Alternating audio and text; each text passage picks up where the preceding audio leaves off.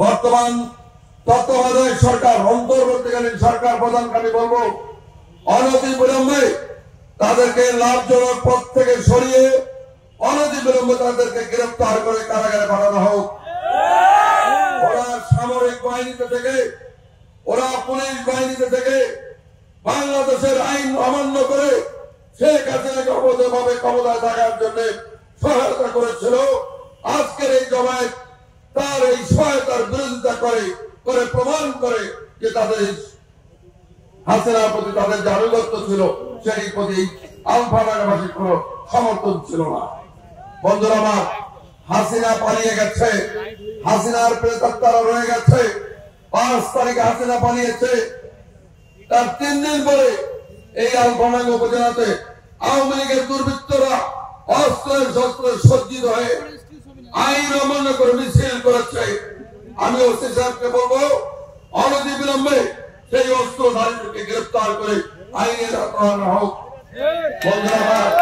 বহু বছর অন্যায় জুলুম নির্যাতন করা হয়েছে আলফাডাঙ্গাবাসীর উপরে, আর কোন জুলুম অত্যাচার নির্যাতন সহ্য করা হবে না। আপনারা সকলে ঐক্যবদ্ধ থাকবেন। ইনশাআল্লাহ অচিরে নির্বাচনের তারিখ ঘোষণা হবে। আপনাদেরকে নিয়ে আজকে আমাদের এই সবাইকে সফল করার জন্য যারা সহায়তা করেছেন তাদের সকলকে নিয়ে আমরা এই আওয়ামী বিরোধী আন্দোলনকে সফল করব এবং আগামীতে বিজয় ছিনিয়ে আনবো। আপনারা সকলে ঐক্যবদ্ধ থাকবেন। আমাদের নেতা তারেক রহমান অচিরে দেশে ফিরে আসছেন। তারেক রহমান ভারপ্রাপ্ত চেয়ারপারসন দেশে ফিরে আসার পর তার প্রয়োজনীয় রূপরেখা অনুযায়ী আমরা যা যা করণীয় তাই করবো ইনশাআল্লাহ। আপনারা দয়া করে সতর্ক থাকবেন। শেখ হাসিনা পালিয়ে গেলেও তার দোসররা কিন্তু পালায়নি। শেখ হাসিনার দোসরদেরকে শায়েস্ত করা শুরু হবে আলফাডাঙ্গা থেকে ইনশাআল্লাহ। কিছু দালাল, কিছু বিএনএর দালাল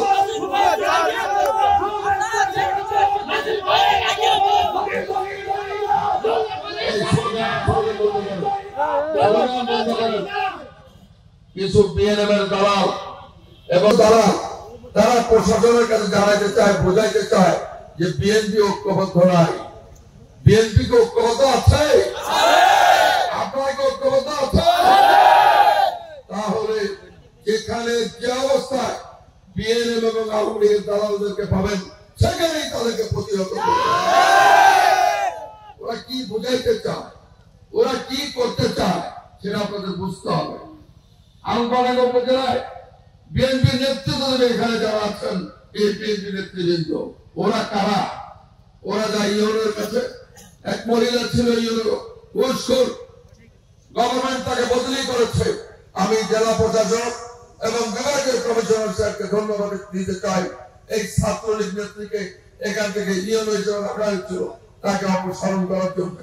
এখানে এমন একজন ইউনো দেবেন যে জনগণের কাজ করবে, জনগণের কথা শুনবে এবং আপনাদের সকলের কল্যাণের জন্য কাজ করবে।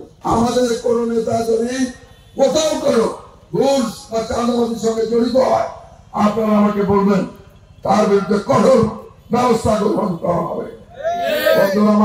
আমরা বহু নেতা কর্মী গত 28 সেপ্টেম্বরের পর 280 জন নেতাকে গ্রেফতার করা হয়েছিল। আজকে যদি হাসিনা ক্ষমতা থাকতো তাহলে আমাদের এই নেতাদের কি অবস্থা হইত? যারা বিএনপির বিরুদ্ধে দলবাজি করতে চায় তাদের বিরুদ্ধে কি কোনো মামলা আছে? তারা কি একদিন জেল খেলেছে? তাহলে হঠাৎ 5 তারিখের পরে কোথার থেকে আবির্ভূত হলেন, কোথার থেকে মাটি ভেঙে বের হলেন?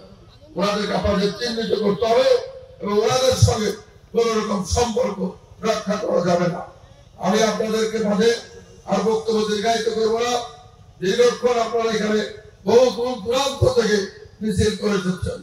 বাংলাইন থেকে কারা এসেছেন একটু হাত উঁচু করে দেখেন তো।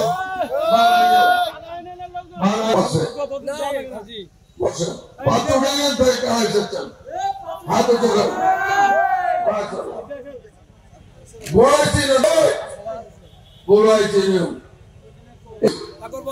নাই সামান্য করে জগবন্ধে কষ্ট নাকি মাশাআল্লাহ জগবন্ধে অনেক লোক গোপালপুরের লোক নাই আলফানগরের কি অবস্থা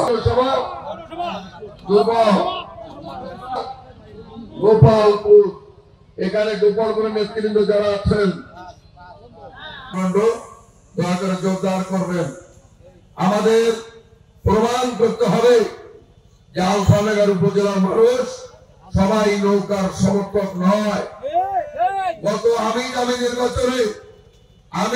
নির্বাচনে এই উপজেলায় নৌকা প্রার্থী প্রায় 20,000 ভোটের ব্যবধানে হেরেছিল নাকি ওই যে ভাইরা নৌকার বিপক্ষে ভোট দেওয়া শুরু করেছেন দয়া করে আগামী নির্বাচনে আপনাদের এই নৌকার বিরোধিতা ধানের শীষে ভোট দেওয়ার মাধ্যমে সম্পন্ন হবে এবং অব্যাহত থাকবে এই আশাবাদ আমি ব্যক্ত করছি বন্ধুরা আমার আর সময় নেই আজান হবে আমরা 1-2 মাস পর আবার এখানে নয় স্কুলের মাঠে অনেক বড় মিটিং করব সেই মিটিং এর আগাম দাওয়াত দিয়ে আপনাদের সকলের সুস্বাস্থ্য কামনা করে আমি আমার বক্তব্য শেষ করছি আল্লাহ হাফেজ বাংলাদেশ জিন্দাবাদ সভাপতি